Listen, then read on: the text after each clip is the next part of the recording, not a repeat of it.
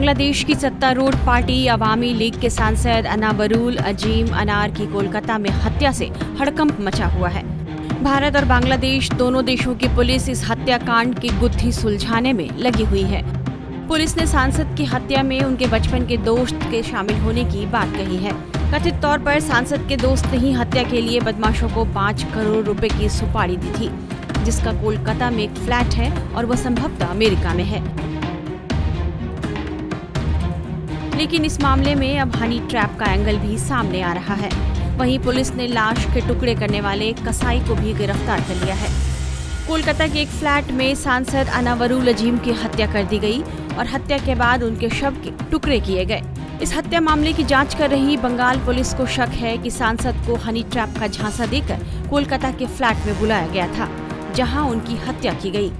Police का मानना है कि सांसद को एक महिला न्यू टाउन के एक फ्लैट में प्रलोभन देकर ले गई, जिसके बाद सुपारी लिए हुए बदमाशों ने उनकी हत्या कर दी होगी।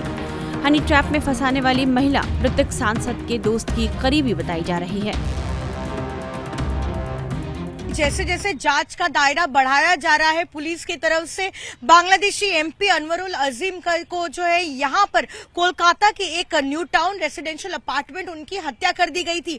और अब जैसे जैसे इस जांच को आगे बढ़ाया जा रहा है, बेहद चौंका देने वाली जो तथ्य है वो सामने आ रहा है। आपको बता दें, सबसे पहले तो कल पश्चिम बंगाल सीआईडी ने उस कसाई को गिरफ्तार किया है जिसने एमपी की बॉडी को जो है छोटे छोटे टुकड़ों में काटा, साथ ही पूरी बॉडी को डिसमेंबर कर दिया गया। बेहद डिस्टर्बिंग इंफॉर्मेशन है ये। और अब जो दूसरा एंगल सामने आ रहा है वो ये है कि किस तरह से एमपी को हनी ट्रैप किया गया था। आपको बता दें, जो मुख्य आरोपी माना जा रहा है इस पूरे घटनाक्रम में वो है अख्तरुज्जमान शाहीन, और ये दोस्त था अनवरुल अजीम जो बांग्लादेशी एमपी है उनका। और उन्होंने किस तरह से अपनी गर्लफ्रेंड शिलास्ती रहमान को इस्तेमाल किया एमपी को यहाँ पर कोलकाता बुलाने के लिए और हनी ट्रैप करने के लिए। आपको बता दें कि 12 मई को जो है शिलास्ती रहमान कोलकाता आ चुकी थी और लगातार वो संपर्क में बनी हुई थी अनवरुल अजीम से। अनवरुल अजीम ने भी अपने घर पर यह नहीं बताया था कि वो शिलास्ती से मिलने के लिए कोलकाता आ रहे हैं। उन्होंने घर पर बताया था कि वो ट्रीटमेंट के लिए कोलकाता जा रहे हैं। और जैसे ही वो यहाँ पर मिलते हैं शिलास्ती रहमान को, उसे उस रेंटेड अपार्टमेंट में ले लिया जाता है जहां पर उसकी हत्या कर दी जाती है। आपको बता दें, ये अपार्टमेंट जो है वो रेंट किया था उसी के दोस्त अख्तरुज्जमान शाहीन ने। वो बांग्लादेशी ओरिजिन का यूएस नागरिक है। और फिलहाल आपको बता दें कि ढाका पुलिस ने 3 लोगों को इस केस में जो है गिरफ्तार कर लिया। पुलिस का मानना है कि फ्लैट में जाते ही सांसद की हत्या कर दी गई होगी। सीसीटीवी फुटेज में अनावरुल को एक पुरुष और महिला के साथ फ्लैट में जाते हुए देखा जा सकता है। इन दोनों शख्स को बाद में फ्लैट से बाहर जाते देखा गया। दोनों आरोपियों के हाथ में बड़ी ट्रॉली वाले सूटकेस भी थे। इससे पहले पुलिस ने कल शक जताया था कि फ्लैट में कुछ प्लास्टिक बैग भी मिले हैं, उसमें ही शव के टुकड़े करके उसे फेंका गया है।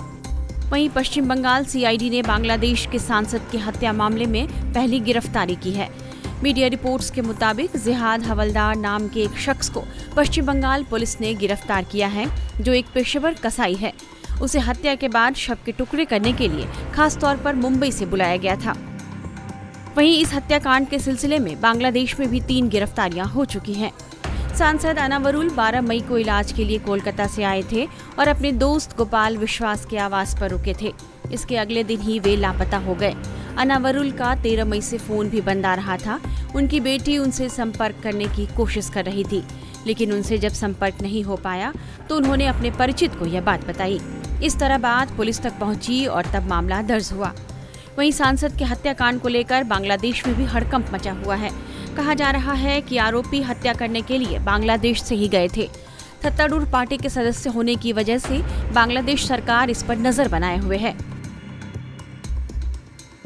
बांग्लादेश के गृह मंत्री असदुज्जमा खान ने कोलकाता पुलिस के हवाले से इसकी पुष्टि की कि अनावरुल अजीम की कोलकाता में हत्या कर दी गई है। उनके मुताबिक सांसद की सुनियोजित तरीके से कोलकाता में हत्या की गई। इस मर्डर के पीछे कौन है, अपराधी कौन है और इसका मकसद क्या है, इसका पता लगाने के लिए भारत और बांग्लादेश पुलिस दोनों साथ काम कर रही है। उम्मीद है कि जल्दी ही यह मामला सुलझ जाएगा। टाइम्स नाउ नवभारत डिजिटल की रिपोर्ट।